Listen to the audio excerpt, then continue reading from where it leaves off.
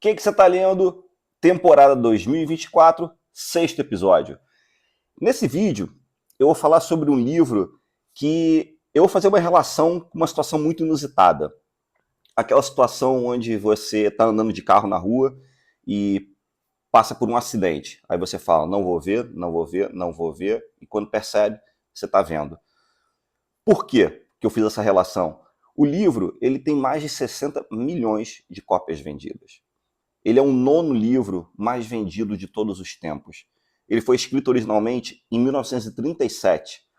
Na Amazon, ele tem 14 mil avaliações, nota 4.8.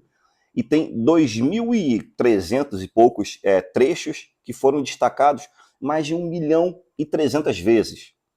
Então, assim, você pode não gostar. Eu não curti tanto, mas é um livro que você precisa ler.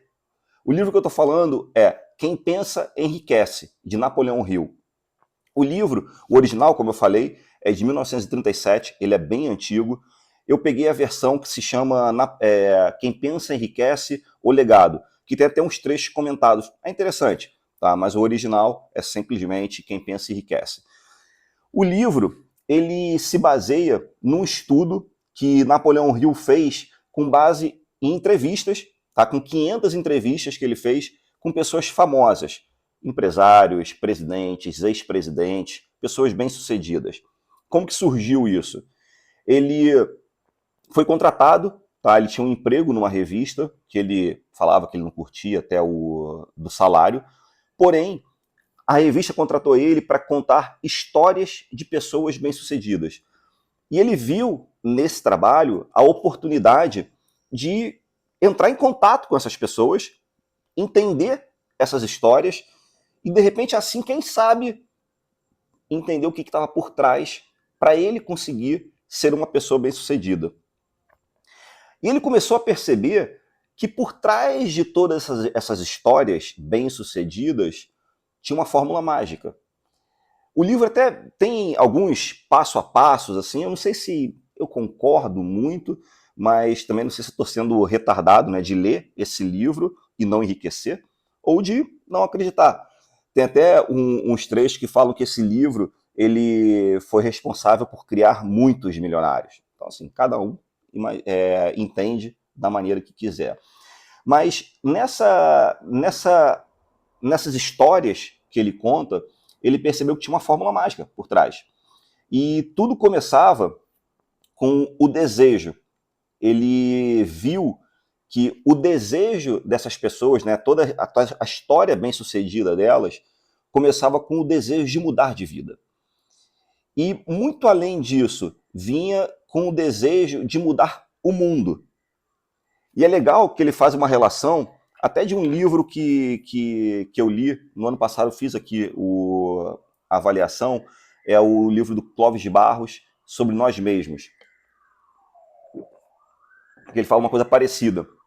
Quando ele fala de desejo, ele faz a relação de que o desejo é o que te move e é o que faz você ir desenfreadamente em busca desse teu objetivo. Ele trata o desejo por um motivo, que eu vou explicar um pouco mais na frente, mas eu achei interessante relembrar esse conceito da diferença entre desejo e vontade. Eu até acrescento um outro termo, o tentar, que foi desse livro do Clóvis de Barros que eu puxei essa referência. Para relembrar, o desejo é aquilo que faz você mover, você agir, e não tem volta, é desenfreado. Eu faço até relação com aquela frase que tem, né, burn the ships, queime os navios, que para quem nunca ouviu esse termo era usado na época dos conquistadores, dos invasores, que quando eles atracavam o navio, né, os navios, para invadir as terras que eles estavam ali indo invadir, parte desse grupo descia, né, para começar a batalha, e parte ficava nos navios queimando os navios. Mas, pô, por que isso, cara? Queimar os navios, a troco de quê? Eles diziam que isso fazia com que as pessoas lutassem com mais vontade. Porque, afinal de contas, ou você ia e morria. Porque não existia caminho de volta, não existia plano B. E ele coloca no livro, Napoleão Hill coloca no livro, que você tem que incorporar esse espírito em todos os aspectos da tua vida, na parte pessoal, profissional, amorosa, espiritual, financeira, tudo. Porque você não pode ter plano B. E aí por que eu fiz a relação com vontade e com tentar? Vontade, né, desejo, então se desejo é esse sentimento que te faz você agir, a vontade é o desejo com a opção de executar ou não. É tipo, amanhã eu tô com vontade de correr. Vontade, então pode ser que amanhã eu acorde e passou a vontade. Ou eu vou inventar uma desculpa para isso não acontecer. A diferença é de desejo. Se eu estou com desejo de correr, se aquilo dali é importante para mim, é um goal para mim, é uma meta para mim, cara, não tem pensamento. É eu acordar e o meu corpo age sem nem eu pensar. E por que eu coloquei a questão do termo tentar? Porque se você for pensar bem, não existe tentar. Ah, eu vou tentar correr amanhã. Cara, não existe isso. Assim, nada te impede de correr amanhã. Ah, mas é porque não deu tempo. Acordasse mais cedo. Ah, mas estava frio. É só desculpa. É tua cabeça arrumando uma desculpa. E é legal isso de desejo, vontade e tentar, que Napoleão Hill viu nessas histórias que ele contou, que tem uma coisa bem delicada. Por que muitas pessoas param no meio do caminho, né, na busca da sua meta, do seu sonho? Por que muitas pessoas param? Ele percebeu que esse desejo, né, esse desejo desenfreado pelo seu objetivo, ele exige uma contrapartida. E aí é aí que entra a história de, eu não fui. Virou desejo, virou vontade. É porque, na verdade, você não estava alinhado com a contrapartida que você tem que entregar para aquele desejo acontecer. Então, voltando ao exemplo da corrida. Você quer correr?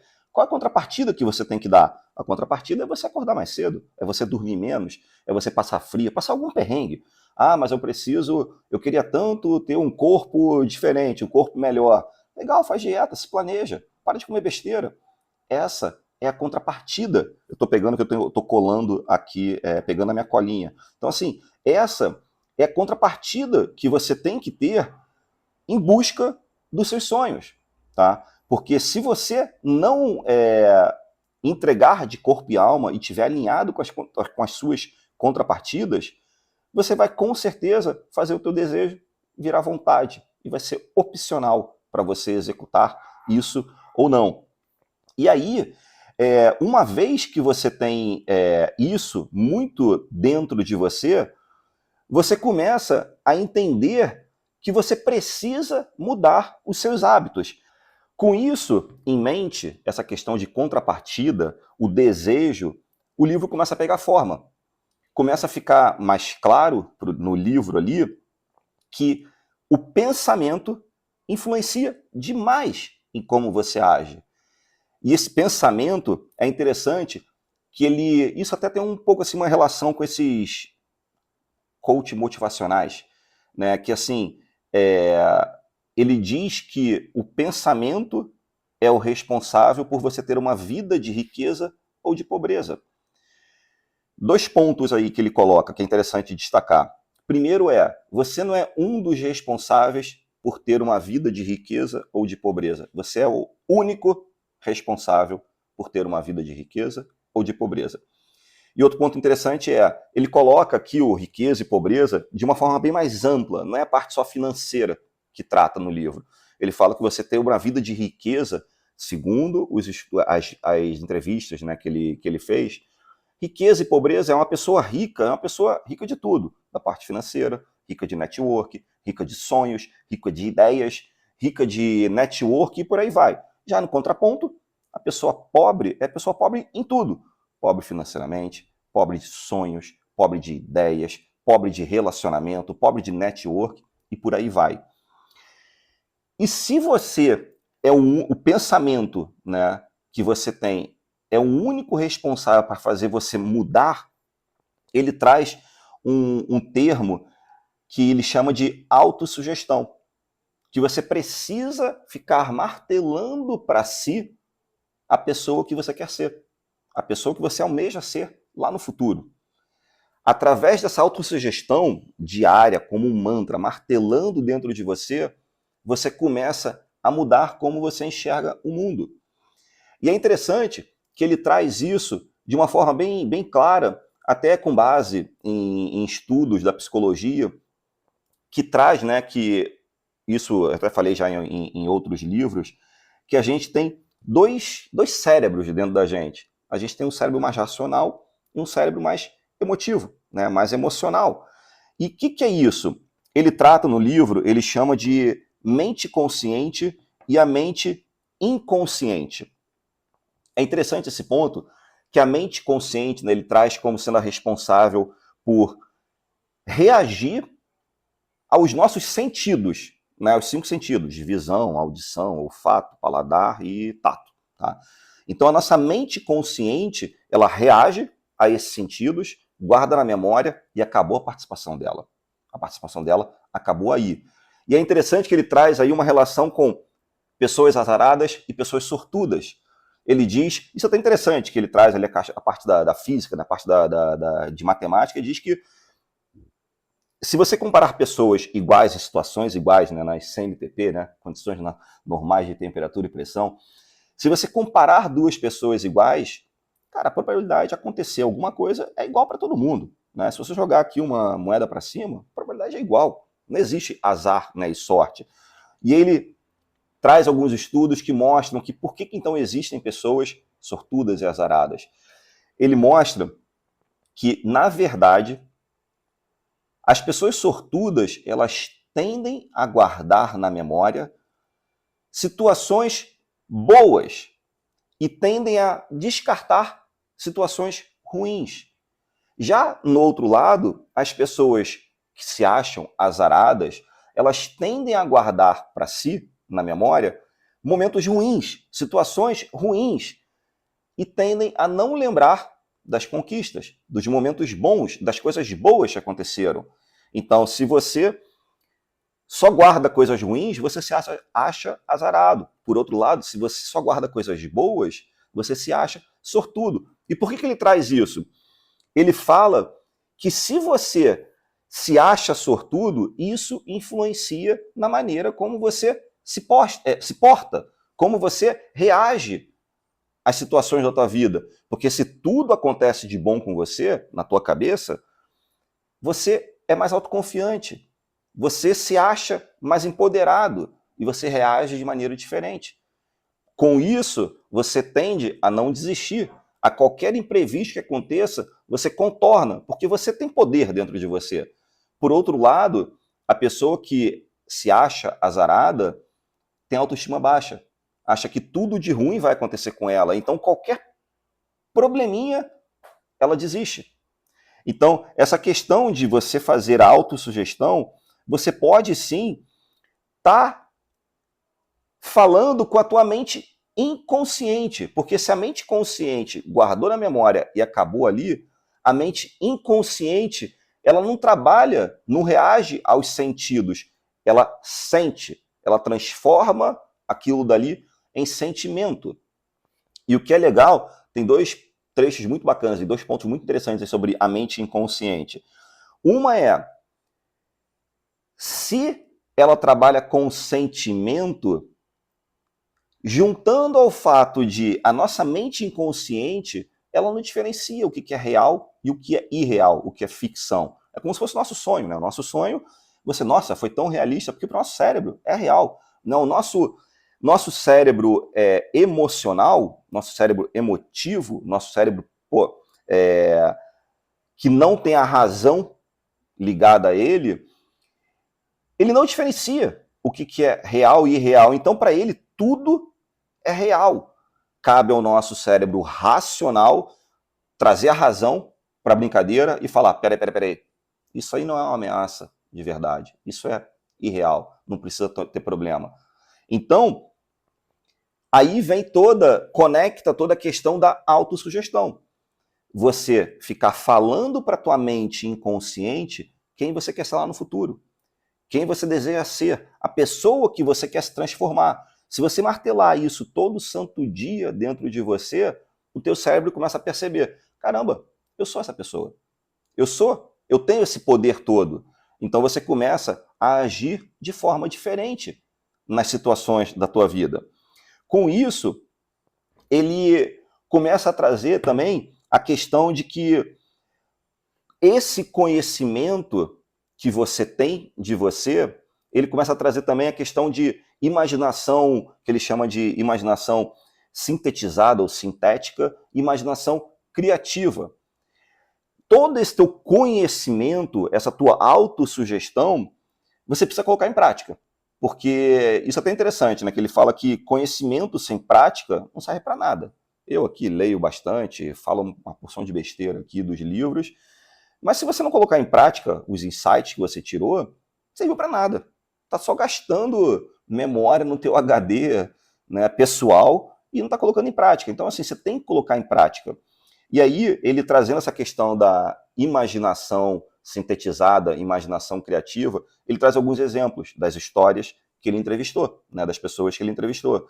Aí, me lembro agora de um exemplo do Thomas Edison, quando estava no desenvolvimento ali da lâmpada, ele pegou alguns experimentos que estavam acontecendo na época, que ele conseguiu conectar aqui, ali, e percebeu ali, por exemplo, que o pavio, né, da vela queimava direto, envolveram o pavio na cera ali, e conseguiram fazer com que ele queimasse mais devagar. E já tinha alguns experimentos com lâmpadas, né, com filamento, só que o filamento não era encapado, ele pegava fogo imediatamente.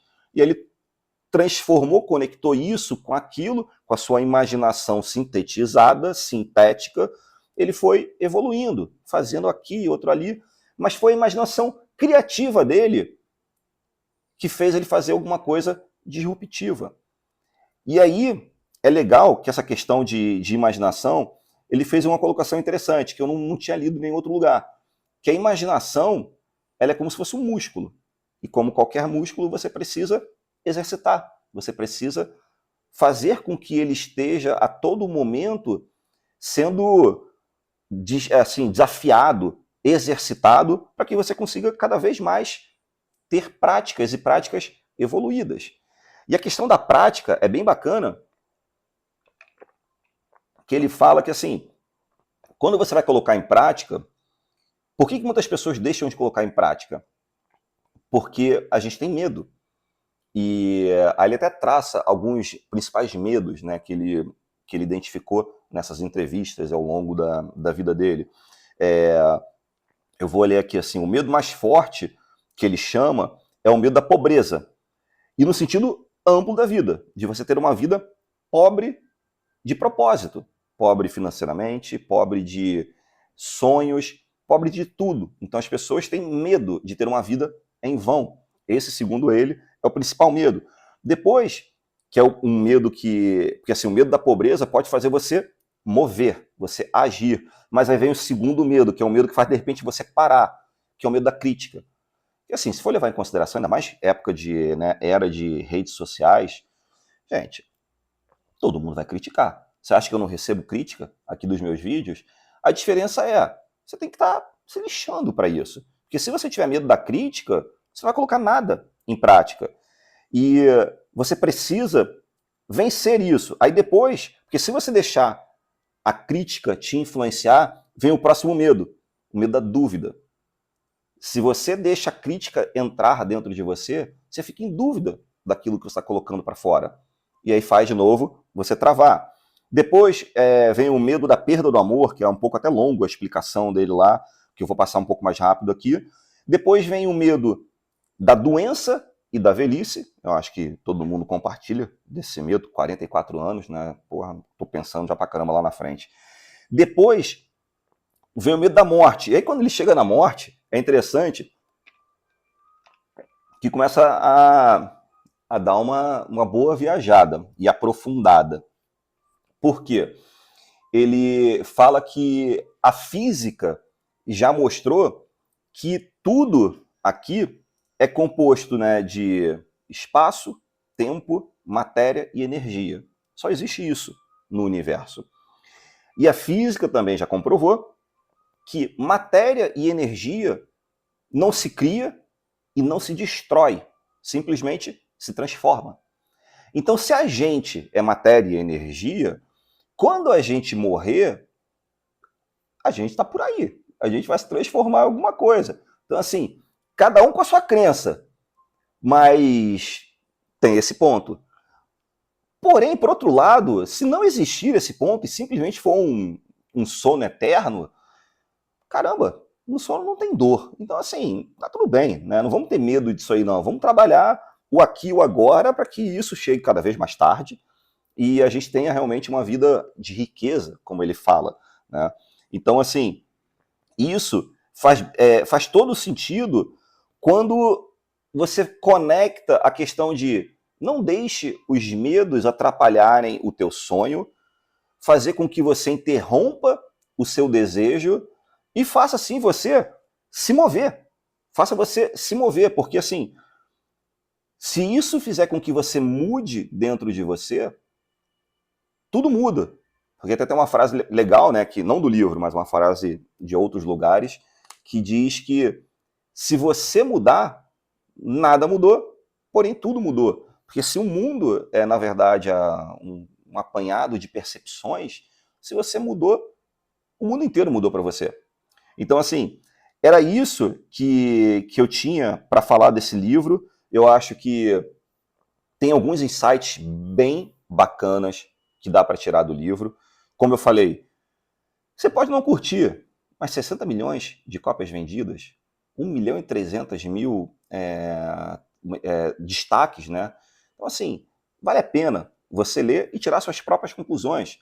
Porque, falando de ler, cara, leia todo tipo de livro. Leia livro 60 milhões de cópias vendidas, leia livro que você tenha sido a única pessoa que comprou, leia livro de 14 mil avaliações, leia livro que você vai se colocar a primeira avaliação, mas leia, porque, como eu sempre falo, não tem diferença nenhuma entre quem não sabe ler e quem não lê. Vou falar aqui um pouco de como está o livro na Amazon, né?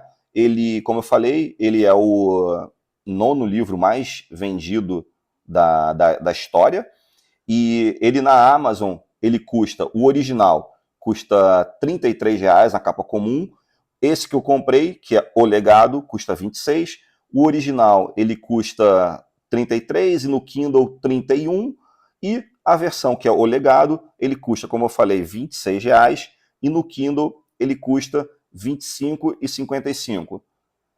Leia, que vale muito a pena. Fui!